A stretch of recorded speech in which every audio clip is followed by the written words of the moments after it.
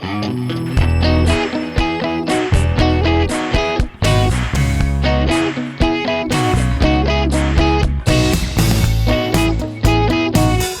seua va ser una vocació primerenca.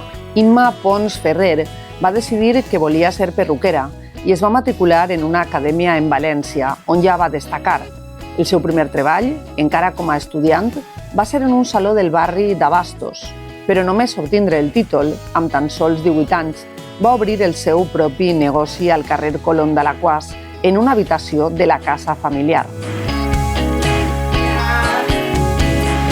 Ella me peina, ella me pinta, prácticamente toda la vida, más de 20 años ya por lo menos.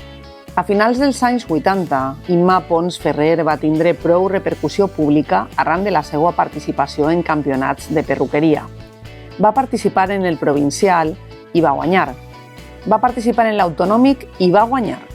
Finalment va quedar tercera en el nacional i això li va permetre participar en el Campionat Europeu de Düsseldorf en Alemanya.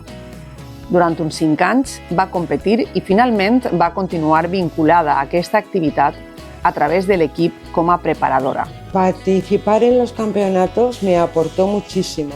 Me fui superando con los trabajos que suponían un esfuerzo día a día con las prácticas. Me enseñó a perder el miedo, a trabajar en público, a tener mucho más autocontrol. Había que hacer trabajos en un tiempo muy limitado, tener sosiego para terminarlos con perfección. Demostracions, cursos, desfilades... Imma Pons va estar molt activa en aquells anys.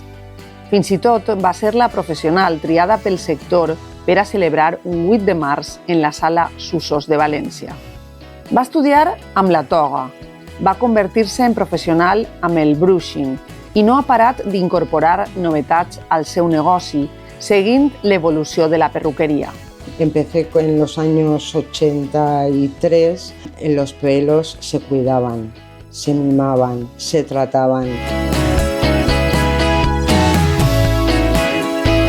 Sempre ha tractat d'oferir un servei de qualitat a la seva clientela en aquest aspecte, encara que del que més orgullosa se sent és d'haver creat i mantingut durant més de 40 anys un negoci on s'estableix una relació familiar amb la clientela.